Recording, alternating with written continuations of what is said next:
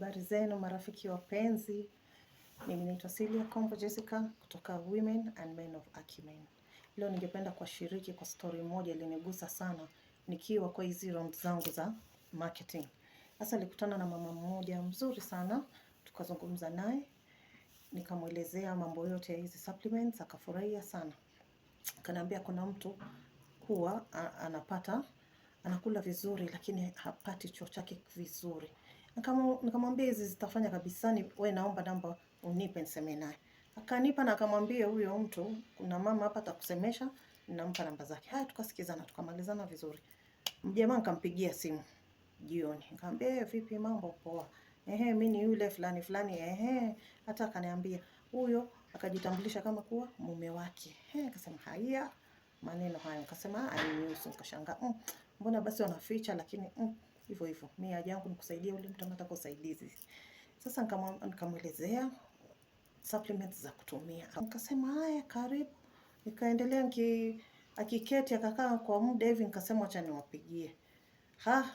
Hivyo hivyo. Nikimpigia mama yule hashiki. Yaani niliwafuatilia sana kwa muda, nikaachana nao, sikushughulika na wao tena mpaka saa hii. Nikasema pia mimi roho yangu pia mimi ni binadamu na huwezi kumlazimisha mtu uponyaji. Mtu huo anajitolea mwenyewe. Nikajifunza mwenyewe, nikajitia moyo, nikasema mimi nitaendelea na shughuli yangu. Kwa wale wako na haja, kwa wale wanataka kutumia, wako na shida, jamani, niko hapa juu yenu. Msione haya, usiaibike, usiumie peke yako. Mimi nimeongea na watu wengi sana na wamesaidika. Kwa hivyo usinyamaze na shida yako ukangojea mpaka ikakuwa too late. Na tuko na organic supplements zinasaidia watu. Usisubirie mpaka wakati wa mwisho tafadhali, na waomba pale nje wale watu wanaumia, ukisikia mtu kuna shida fulani, hizi supplements zinafanya kazi.